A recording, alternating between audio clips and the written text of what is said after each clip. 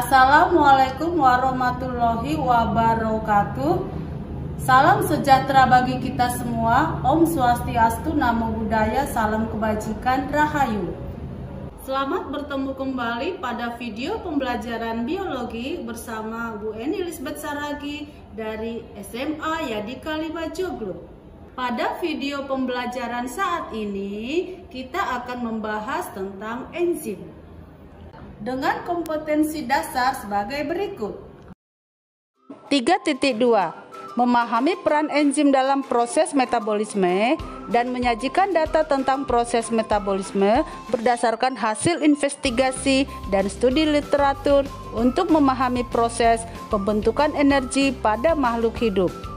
4.2 Melaksanakan percobaan dan menyusun laporan hasil percobaan tentang cara kerja enzim, fotosintesis, respirasi anaerob secara tertulis dengan berbagai media. Indikator pembelajaran adalah 1.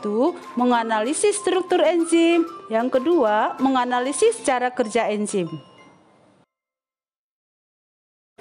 Tujuan pembelajaran adalah 1. Menjelaskan proses metabolisme sebagai reaksi enzimatis dalam makhluk hidup. Yang kedua, menjelaskan prinsip dasar enzim, struktur, sifat mekanisme kerja enzim, dan faktor-faktor yang mempengaruhi aktivitas enzim. Kalian pernahkah mendengar istilah enzim? Enzim itu apakah? Segitu pentingkah kita belajar tentang enzim? Tersusun dari apakah enzim? Nah, kita akan membahas tentang pengertian enzim. Enzim adalah suatu senyawa kimia atau protein yang berperan sebagai katalisator. Katalisator itu adalah suatu zat yang mempercepat reaksi kimia dengan menurunkan penggunaan energi aktivasi. Bagaimana cara kerja enzim?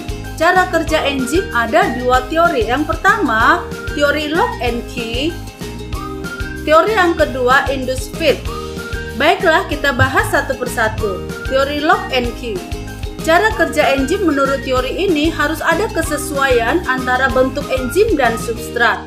Nah, inilah gambar cara kerja enzim menurut teori lock and key. Yang kedua adalah teori induced fit. Menurut teori induced fit, enzim bentuknya fleksibel. Artinya, bentuk enzim dapat menyesuaikan terhadap bentuk substrat. Untuk lebih jelasnya, cara kerja enzim menurut teori induced fit dapat kita perhatikan pada gambar berikut ini. Faktor apa sajakah yang mempengaruhi kerja enzim? Kita akan bahas satu persatu. Yang pertama, suhu. Suhu pada 0 derajat Celcius, enzim tidak dapat bekerja. Pada suhu 30-40 derajat Celcius, enzim akan bekerja secara optimal. Pada suhu di atas 40 derajat Celcius, enzim akan rusak atau mengalami denaturasi. Yang kedua, derajat keasaman. Enzim bekerja pada pH tertentu.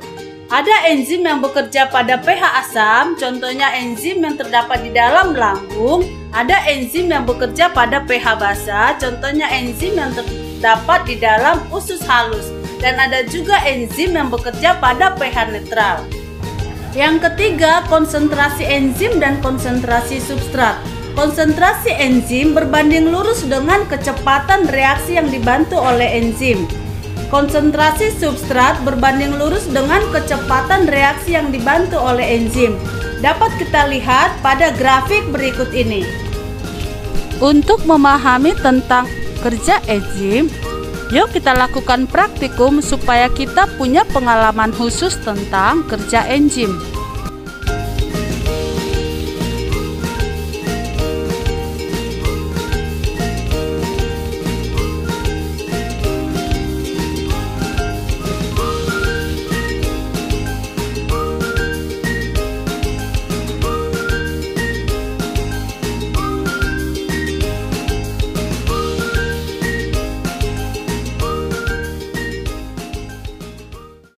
Alat dan bahan yang kita gunakan adalah tabung reaksi beserta raknya, H2O2, pipet, cawan Petri yang telah berisi potongan wortel,